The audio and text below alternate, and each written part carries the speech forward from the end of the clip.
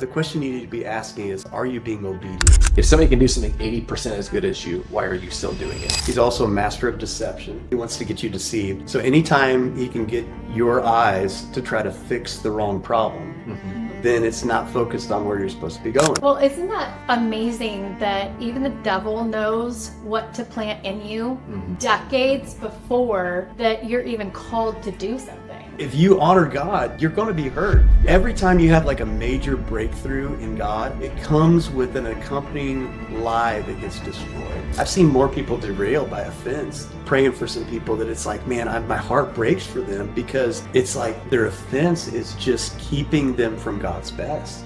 If you pray for something and God answers that prayer, don't take the credit for yourself. Give it back to Him. You have to have a thick skin, but a soft heart. God gives us things to do that we have to do by faith. It wouldn't be faith if it was obvious to do.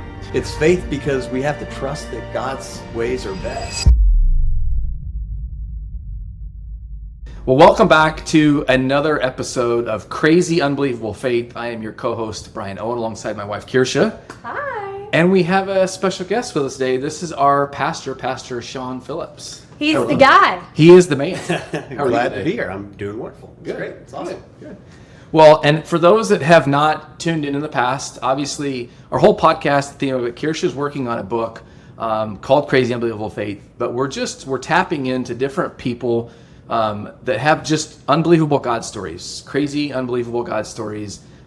Maybe that's moved them from early in their days. Maybe people are just finding their faith today. So if you are not already an active subscriber or a follower, please do so. And if there's something that's impactful out of this episode, please share it with somebody. If there's something that hits you that you think would hit someone else, we hope that you share it with someone. So, Also, if you have any prayer requests, please go to our website, crazyunbelievablefaith.com, and you can submit a prayer request where we could be praying for you, either the two of us behind the scenes, or we can feed that out into our network and have a magnitude of people praying for you behind us as well. Awesome. Well, you want to kick off? Yeah. Questions for Shawn. So, Shawn, I have a question for you. Can you take us back to a time when God asked you to do something that felt bigger than you? Yeah, I mean, obviously I've got several of those times. One of the big ones that probably associates people with my story is starting our church, Journey Church. You guys know about that. But it was a time for me where I had come out of a season of ministry for several years, and God kind of called me into a wilderness time, which we all go through those wilderness times. And I was in a season where I just felt like my ministry days were maybe over, and maybe that was just a season God had for me. And then I was out walking and praying in a field, and God just dropped this little nugget of something's going to change. And it was like one of those, like, okay, like now I've got to go on this path and figure out what it was. And so at that time, I was like, okay, what is this? And I never wanted to be a senior pastor. In fact, my wife and I, we talked about that, like, that's something we're never going to do. And then, so God was now like planting this dream in our heart, and it kind of took us by surprise, and it seemed way bigger. Because we didn't know what we were doing. We didn't know how we were going to do it. We never started a church before. We never had done any of that. And so it's like, I have no idea what to do next. And so that was a huge step to move forward in that. And I think one of the biggest things, as I'm thinking about it now, it's like every time you have like a major breakthrough in God, I think it comes with an accompanying lie that gets destroyed. And so for me, like I've shared about this in church before, but like all of my life I had grown up with these lies that I didn't realize was a lie. It was this particular lie though for me, which is that you're not a starter. Yeah. And it kept showing up, reoccurring in my life over and over again. So it's like, on the basketball team, like I was. This is back when you had hair. This is back when I had hair. This is back when I had skills, basketball skills and everything. Yeah. But evidently no one recognized it because I was in 8th grade basketball, junior high. I was in a very small school. Like there was 180 people total, kindergarten through 12th grade in the whole school, small town. So the junior high basketball team was extremely small. There was not very many people to choose from. And so I was on the team, and my younger brother Ben was in 7th grade, and he was on the team too. And so I just remember in my mind, just remembering him getting to start and me sitting on the bench in that situation, and just this lie of you're not a starter, and all of that just kind of just followed me throughout my life. And my dad started businesses, and I always worked for the business. My brother started a business, I worked for the business, and you're not a starter. Just I became a youth pastor. And I followed in the guy who started the youth ministry, but I wasn't the guy who started it. And so this whole big lie of you're not a starter came up. And so then when God says, I want you to start a church, that lie had to be broken off of me in order for that breakthrough to happen, to take that big leap.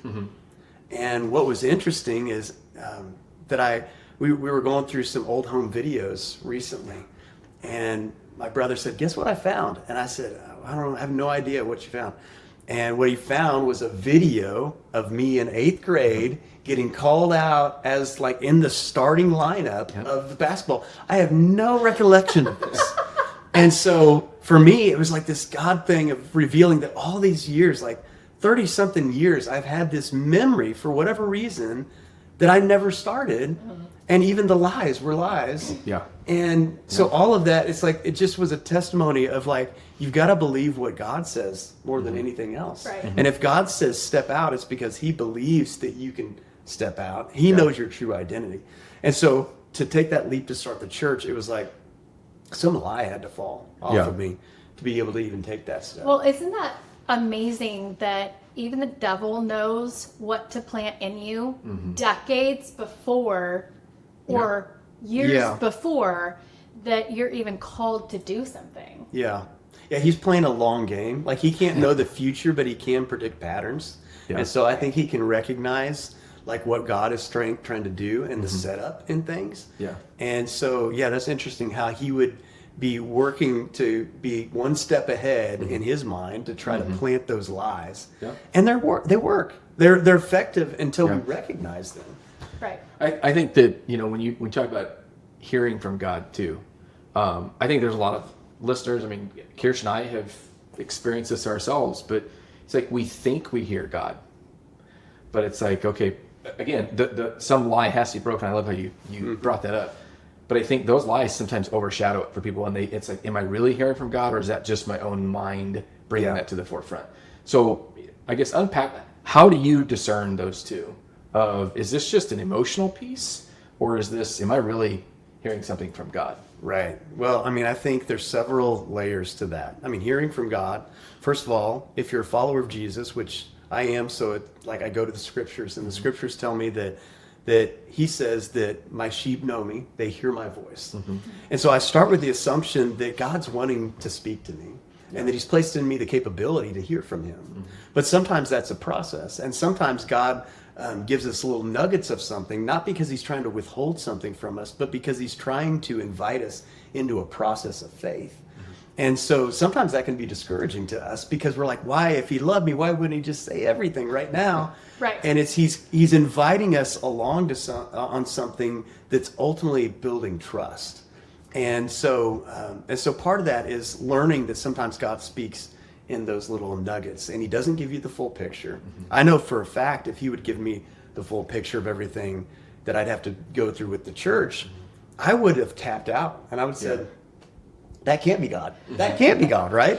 Well, there goes another waving the white flag.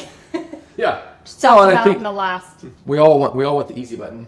I've tried to find the easy button. It is at Staples or Office Depot, I think, has the easy button. Hit the easy button. But yes, the bigger picture, like there's seasons, that we're walking through right now, even for ourselves, that it's, and our viewers and listeners have heard, like there's been struggles and challenges that we've gone through, but we can't see, it's like you're focused on the tree, you can't see the forest beyond it. Right. And God has something through that, even through walking that journey.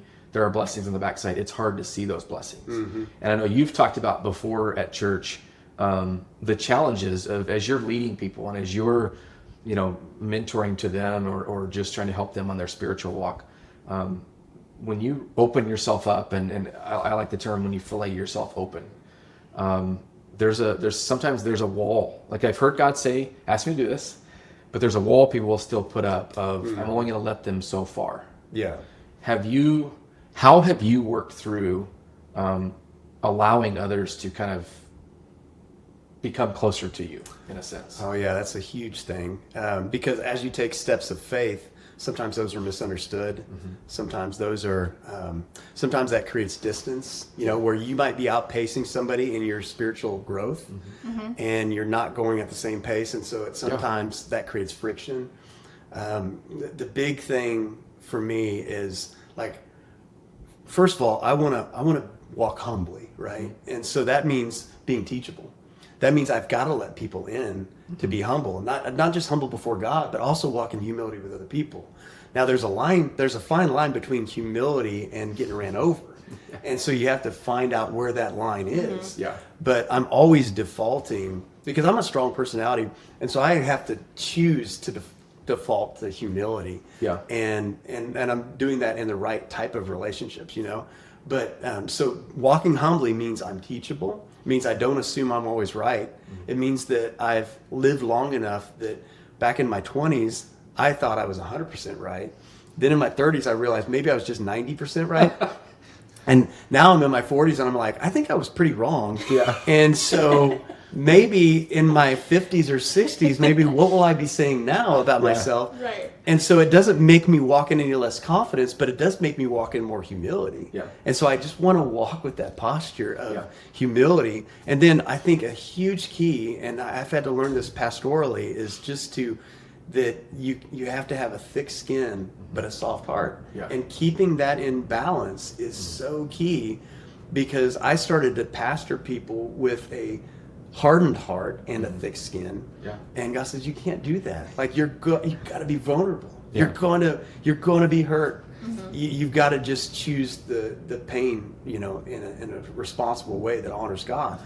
So if you honor God, you're going to be hurt. Yeah. But so you don't just lay yourself down to the wolves, but at the same time, you're going to have arrows come, and you're not going to be shielded from every single one of them. So do you view that more as a way in which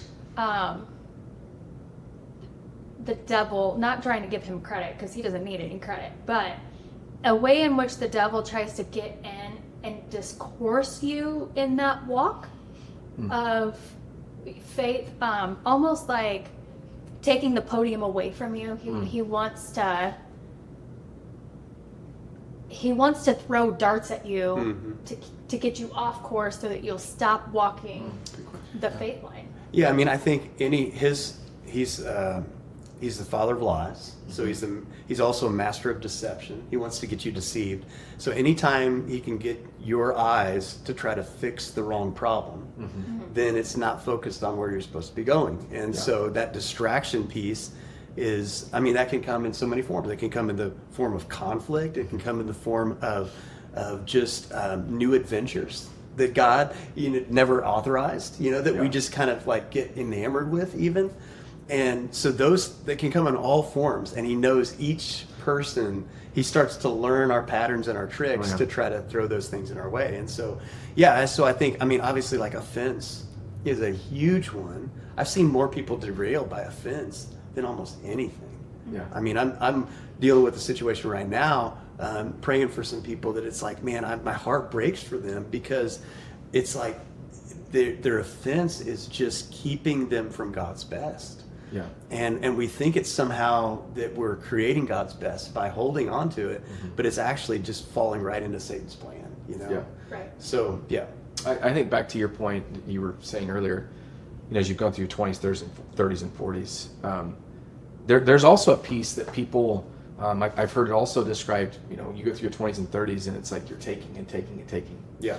And you hit your 40s and it's like, man, wait a minute, I could give back. And then, as you said, 50s and 60s and beyond, that's more of like that pouring out to people. And that has been mentorship given to Kersha and I, because I took, there was a very strong will in both of us for a lot of years. It's still a piece of it. And as you're talking about the couple, they're not counseling us for any of those worried. It's not counseling Kersha on a struggle of our strong will. But there were seasons that we went through where we would have conversations, and internally, but then externally too, where it's like, no, you're not listening, you're wrong.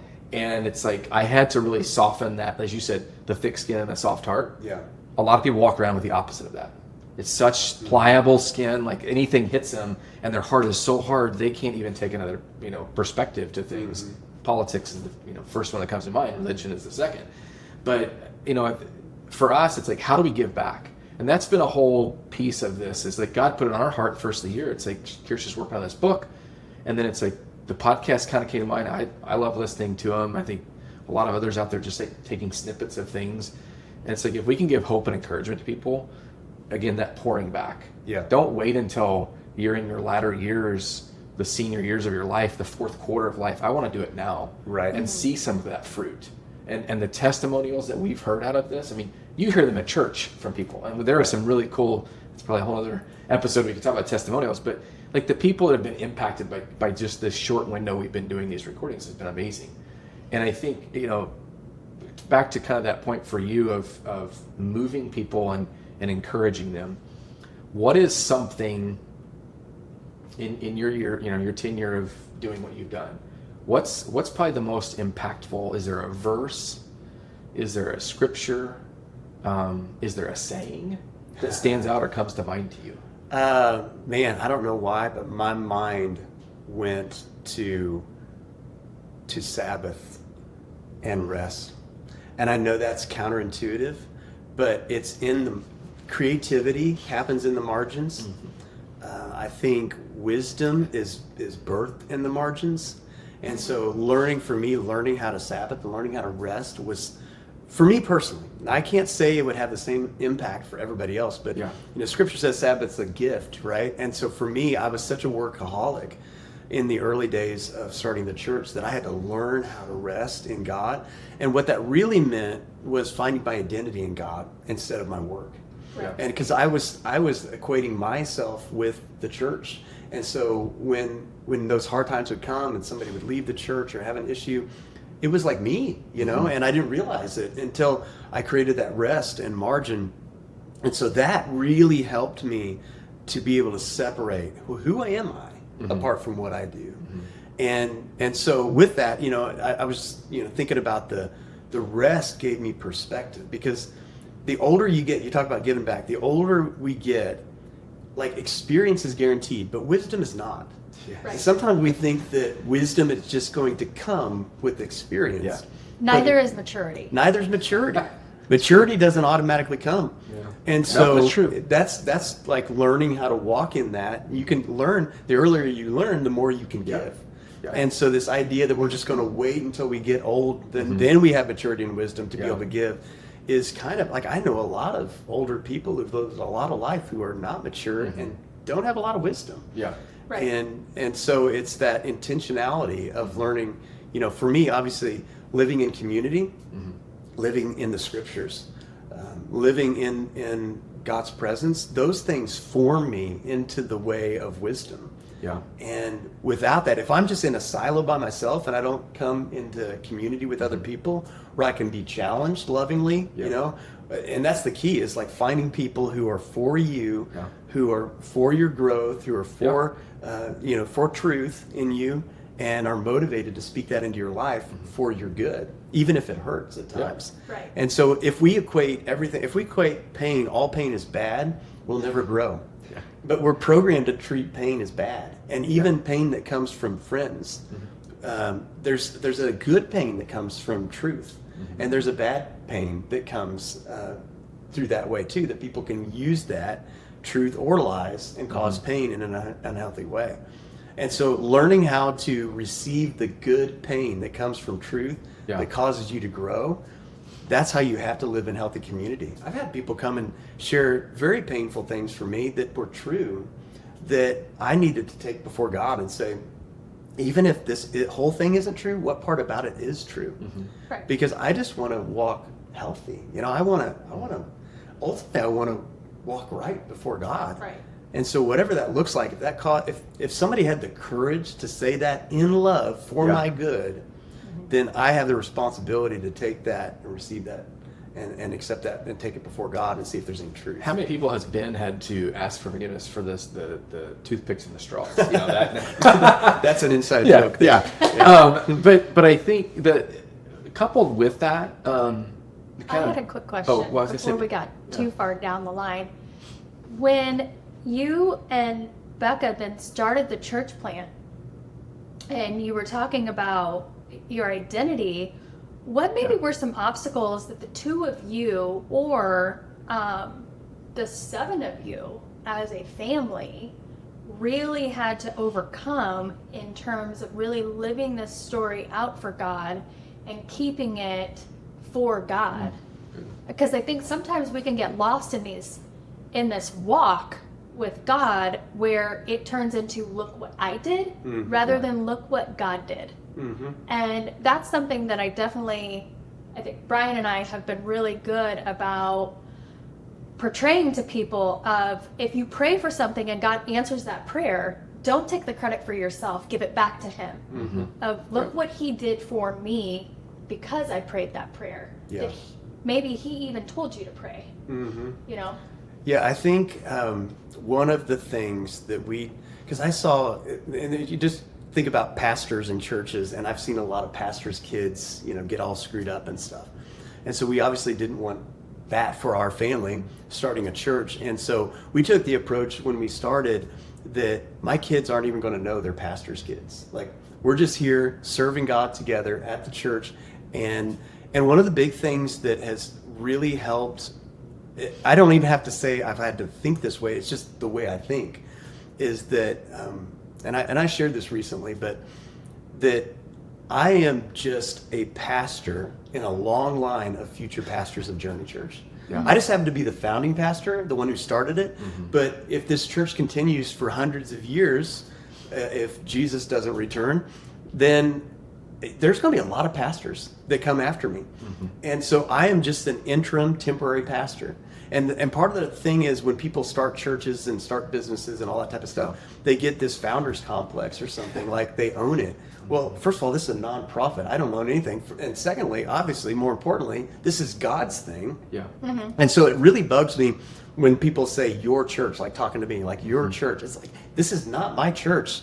I just happen to lead it. I serve like anybody else. And the way that I can serve best in this season is that I lead it. Yeah. But if God wants me to not lead it at some point, I'll serve wherever else. Like, I'm completely happy to do that. Yeah.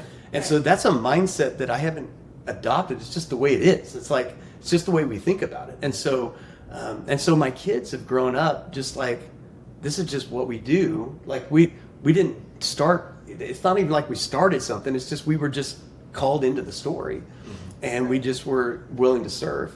And so that's been really, really helpful, just that mindset of not, because it's not like I own the church or something like that. You haven't arrived. Or I own the fruit of the church. Yeah. It's like, I just happen to be one of an army of people in the church who are all serving God in this local church. And my role is to lead it, but that's not my identity. Yeah. That's not, I can't even take credit for that, because there's so many other people that are equally serving. They just do it in their unique way. Right. So. Well, that's one thing Brian and I have really appreciated over the years, is even before sermons, you're out greeting people, and any new member of the church, if they walked in, they would not know that you are the senior pastor. They would think that you are just a community member attending church there. And in so many ways, I've seen you step out of that role and press in and make sure. I mean, just a few weeks ago, you popped into the children's area and said, hey, I just want to make sure everything's covered here. And that is something that I think allows us as community members to help humbly serve a humble server just as well. You know, like, we're all locking arms and doing it together, rather than a pinnacle and lineage down the ranks of the church itself. So that's something I think that just a testament to, even your mindset is exactly how you live that out, and that's huge.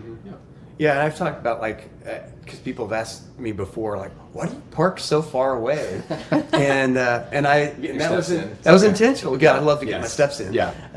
But it's because, like, the church I came out of, there was a name. My name was on a parking spot close to the entrance. Yeah. And at first, when I was in my 20s, I thought, man, that's cool. And then very quickly, I was like, what's wrong with this? I'm seeing an old lady struggle to walk. I mean, this is not the way that it was intended to be. And so, when we started the church, I was like, maybe it's like I'm swinging the pendulum so far on the opposite end, but I just want to constantly remind myself of what this is about and who this is for, and it ain't for me. Yeah. This is to serve other people. Yeah. And so I try to park as far away as I can, and that's one, because I believe in faith that we're gonna need those spots in there. But then two, I want to see other people. The Bible says first shall be last, last shall be first, and so I want to live that in my heart first, and then live that practically in my life, and then hopefully, like you're saying, other people will see that, and then be like, yeah, that's how I want to live. That's the way of Jesus. Be invited to a parking spot versus it's just given to you. I want you to have this. Yes, that's fine. That's fine. Yes. Back to you were saying about the making that space in the Sabbath that you talked about. Yeah. From the religious aspect of it, I think it's very true, and biblically it's written. I think from the business spectrum where I come at it also from, there's this whole other piece of just taking that time to pause. I think people sometimes just push through that too much. And I really liked how you kind of frame that, because there's a lot of good ideas are birthed out of that pause, or that let's just pump the brakes for a second. I know you've done the red, yellow, and green light analogy before too, but I think that there's people are listening and viewing this that's like they just feel like, man, I just got to keep I got to have the other job, I got to do this other thing, I got to spin the other plate, and it's like maybe God doesn't want you to spin all of those. Maybe He wants you to stop one so that you can focus on. So I have a lot to say about that. One is, what's the value of one creative God idea?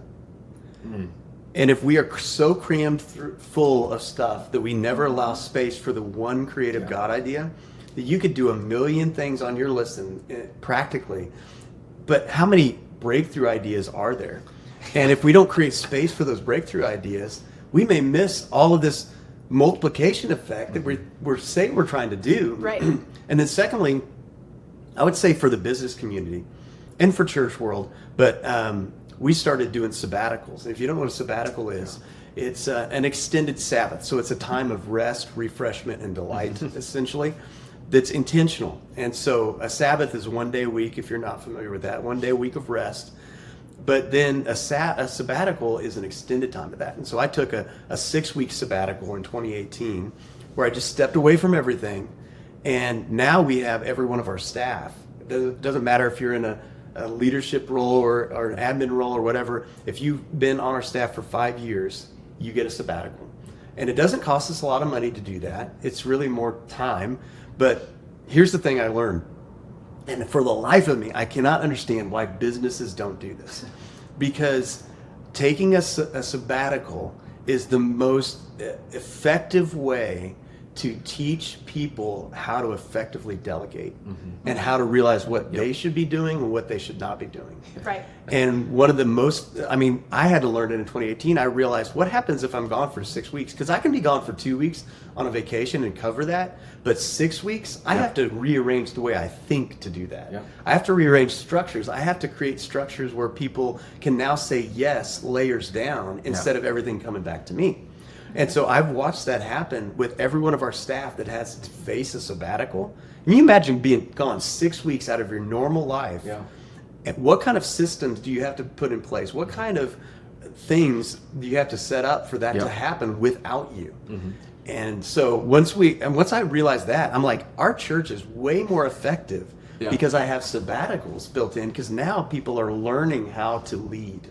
Right. So I don't understand why businesses don't do this. It'd be making money. Yeah. Well, I will tell you, during your sabbatical in 2018 is when we came to Journey Church. Yeah. I don't know if you knew that. No. So we came a few weeks into your sabbatical and we hung out 3 weeks just to hear you. People kept saying, you got to hear Shawn. Who's Shawn? Yeah. So, but to think about that, I'm going to kind of lay this out where the business world and the church world both can see that you had growth. At the time, we were a family of 5. Now we're a family of 7. But out of that, your church grew even though you weren't physically there. Right. First of all. Second of all, the kingdom of God grew. Because if we hadn't come to Journey, we wouldn't have learned the voice of God. The church that we were at previously, we didn't really hear from the Holy Spirit or really interact because we weren't getting filled. But then in 2019, God started laying on our heart some things that set 2020 into motion, which over the course of the last 6 or 7 years has then birthed all of this out of that journey of the last 6 or 7 years. It was the preparation period. Right. You just didn't know it.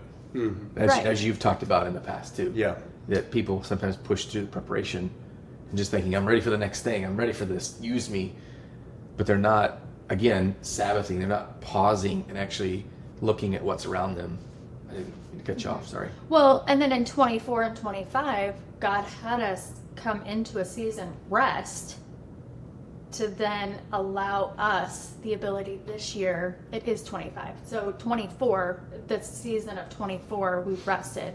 And then this year, this whole project was birthed and moving. And so think about like just the magnitude of you Sabbathing. Had we come the first week, would we have stayed? Right. Yeah. Maybe it would have been a message that maybe would have blown us out. Right. Or called us in quicker. Right. You know? Well, So he kind was of at a thinking of point all though that. before he said going on that Sabbath. You were ready to leave, so it's probably a good thing we didn't. Well, actually, that was much earlier than Okay. before I learned how to Sabbath. But you're right. The church did grow numerically. It was in the summer. Yeah. The church grew numerically. Giving went up during that time, surprisingly. Wow. So many metrics, if you want to measure, which I get a little skeptical measuring some metrics, but so many of the metrics that people measure all went up when I was gone.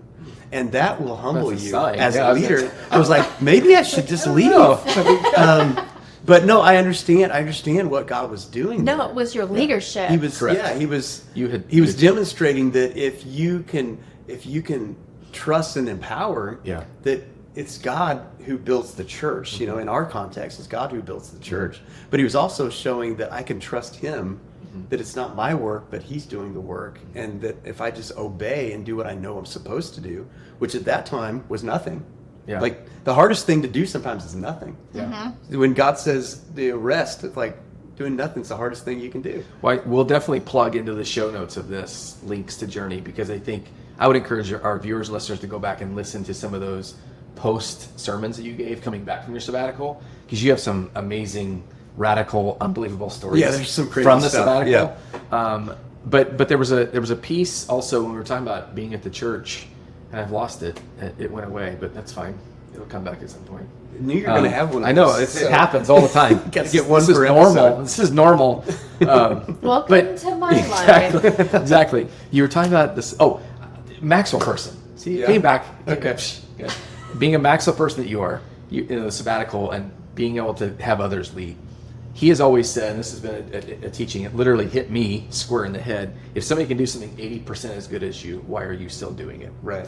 And I went on landscape for several years, and I remember the first time Kersha was mowing, and it's like I about had a heart attack. Oh, 'cause we're I'm gonna like, go there. You're not doing it. You're tearing up the grass, and it was, and I had to grow. I had some changes, okay, but it's also, as Jason starting to drive now. There's comforts that we're all in that it's like, oh, I don't want to let go of that, and they hang on to them too tight, and they're going to miss a blessing. Mm-hmm. And like as you're describing, like that's amazing that the church grew. Like those are some cool stats, and it's not you're gone. It's you built that team, Right. That could then rise to the occasion, Right. And it's I've always heard that saying, if you can raise $1 million, that's great. You can raise 10 million then. Because if you can do $1 million, don't just stay there. Let's just keep going. Mm-hmm. And so, yeah. Anything in closing from you? No, I'm just happy to call you pastor and friend. And I think that Brian and I and our family, we've been immensely blessed by your leadership within the church that God has built for our community. Yeah. I appreciate that, guys. I'm honored. Yeah. Honored to be your friends as well. Anything that you have in closing for listeners or viewers? No, I just think it's worth it to obey God. I guess one thing I would leave is about obedience, and this is something that God taught me throughout the last several years when I was discouraged and not feeling like I was making a difference. That I kept saying, man, am I looking around? Am I making a difference? Where's the fruit? And God said that you're asking the wrong question. I was like, that's a pretty good question. Like, what difference? Am I making a difference? And God spoke to me and he said, no, the question you need to be asking is, are you being obedient? Because there's so many people throughout history that if you look back in that moment in history, it didn't look like they were making a difference, but it was only in retrospect. But they were being obedient. And so if we try to gauge everything by our difference making in the moment, we're going to be making wrong decisions. But if we can just gauge everything by, am I being obedient? Then let God make the difference later on. Well, it always takes me back to Noah. It took him, 100 years to build the ark? It took a long time. And to think about that, though, all the naysayers, all the people that said there wouldn't be a flood, but his obedience paid off, and it bared fruit that nobody else was able to see but him. And because they, maybe God had asked somebody else and they said no. And so Noah was the one that stepped up and said, hey, I'll do it. And the obedience always is required before you can even see the real problem at times. And so it's like God gives us things to do that we have to do by faith, because it wouldn't be faith if it was obvious to do. It's faith because we have to trust that God's ways are best.